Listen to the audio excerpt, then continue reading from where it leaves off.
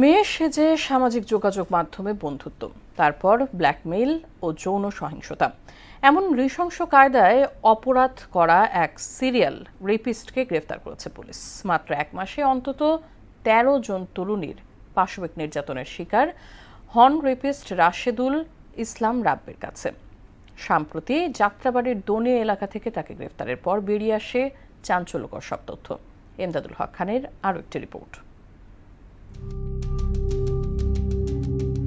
সামাজিক যোগাযোগ মাধ্যমে উপহার দেওয়ার কথা বলে ভুক্তভোগীদের যাত্রাবাড়ির গোয়ালবাড়ি মোড়ের একটি নির্মাণাধীন ভবনে ডেকে নিত রাশেদুল ইসলাম রাব্বি। সেখানে নিয়ে জোরপূর্বক পাশবিক নির্যাতন করে তা মোবাইলে ধারণ করত সে। পরে সেই ভিডিও ছড়িয়ে দেওয়ার হুমকি দিয়ে পুনরায় শারীরিক সম্পর্ক স্থাপনে বাধ্য করা সহ অর্থ দাবি করত পাষণ্ড রাব্বি। বুধবার দুপুরে ডিএমপির মিডিয়া সেন্টারে আয়োজিত এক সংবাদ সম্মেলনে এসব তথ্য জানিয়েছেন ডিএমপির ওয়ারী বিভাগের উপকমিশনার মল্লিক আহসান উদ্দিন সামি। বলেন, যাত্রাবাড়ির দনিয়া থেকে সিরিয়াল রেপিস্ট রাব্বিকে গ্রেপ্তারের পর চাঞ্চল্যকর তথ্য বেরিয়ে আসে। এক লেডির সাথে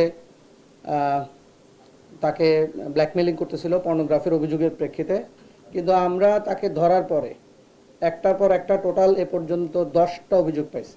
ওয়ারী বিভাগের উপকমিশনার জানান, ফেক ফেসবুক আইডি দিয়ে মেয়েদের সঙ্গে সম্পর্ক স্থাপন করতেন রাব্বি। কখনো কখনো মেয়ে কণ্ঠে কথা বলেও ভিকটিমদের প্রতারণার ফাঁদে ফেলতেন।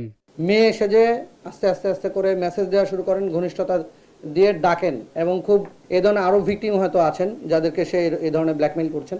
মান সম্মানের ভয়ে অনেক নারী এ বিষয়ে থানায় অভিযোগ দায়ের করেন না বলেও জানান পুলিশের এই কর্মকর্তা।